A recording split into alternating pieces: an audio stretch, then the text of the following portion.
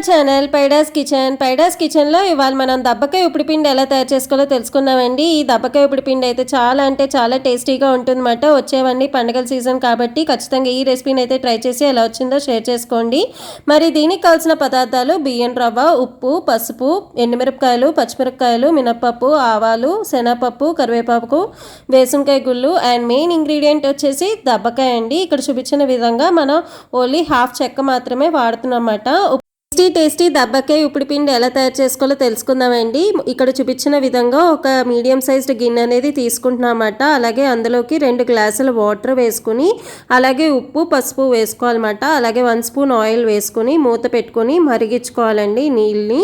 ఇది ఒక 5 నిమిషాల పాటు మరిగించుకుంటే సరిపోతుందండి. అలాగే ఇప్పుడు మనం రవ్వ అనేది వేసుకోవాలన్నమాట. చూస్తున్నారు కదా, ఇక్కడ 1 గ్లాస్ బియ్యం రవ్వకి 2 గ్లాసుల వాటర్ అనేది వేసుకుంటున్నామన్నమాట అండి.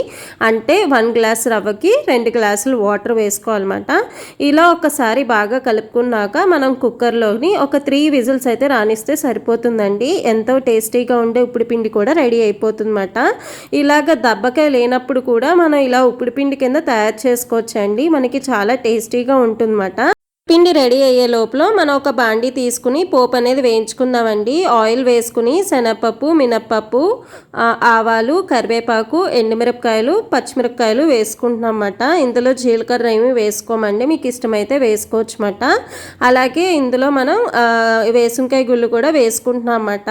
కొంతమంది జీడిపప్పు కూడా వేసుకుంటారండి, కానీ పులిహోరలో కానీ ఉప్పుడు పిండిలో కానీ మేము ఎక్కువ జీడిపప్పు వేసుకోము. జీడిపప్పు ఇంట్రెస్ట్ ఉన్న వాళ్ళు సపరేట్గా జీడిపప్పు కూడా వేసుకుంటే కూడా బాగుంటుందండి.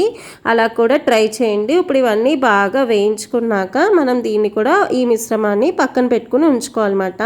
ఎంతో టేస్టీగా ఉంటుందండి. ఇప్పుడు దాకా మీరు ఈ విధంగా ట్రై చేయకపోతే ఖచ్చితంగా ట్రై చేయండి.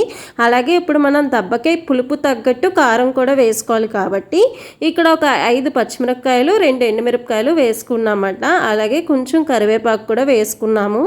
ఈ విధంగా మీరు చేస్తే దబ్బకాయ ఉప్పుడు పిండి అనేది చాలా అంటే చాలా బాగుంటుందన్నమాట. ఇప్పుడు మనకి పోపు అనేది వేగిపోయింది కాబట్టి దీన్ని వేరే బౌల్లోకి ట్రాన్స్ఫర్ చేసేసుకోండి.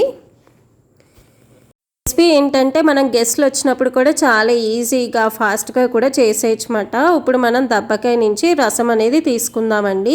ఇలా ఒక హాఫ్ చెక్క వచ్చేసి 1 గ్లాస్ రవ్వకి సరిపోతుందన్నమాట. మీకు పులుపు కొంచెం ఎక్కువ కావాలనుకున్న వాళ్ళు కొంచెం ఎక్కువ వేసుకోండి.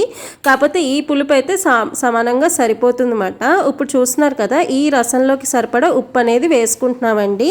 ఇందాక మనం కల్లుప్పు వేసుకున్నామన్నమాట, అది కూడా రవ్వలోకి సరిపడా ఉప్పు అనేది వేసుకున్నాము.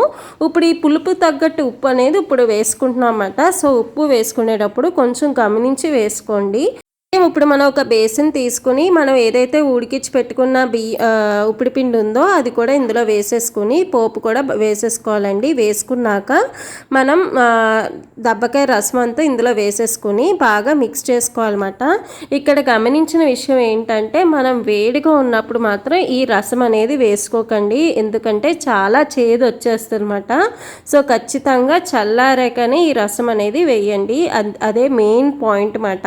టేస్టీగా ఉండే ఈ దబ్బకాయ ఉప్పుడు పిండి అనేది రెడీ అయిపోయింది. బాగా కలుపుకున్నాక దీన్ని వేరే సర్వింగ్ బౌల్లోకి ట్రాన్స్ఫర్ చేసుకోండి. ఈ వీడియో కనుక మీకు నచ్చినట్లయితే లైక్ చేయండి, షేర్ చేయండి, కామెంట్ చేయండి. అండ్ ఫస్ట్ టైం కనుక ఛానల్ యూజ్ చేసిన వారైతే సబ్స్క్రైబ్ చేసుకుని పక్కనున్న బెల్ ఐకాన్ని క్లిక్ చేయండి. Thank you for watching.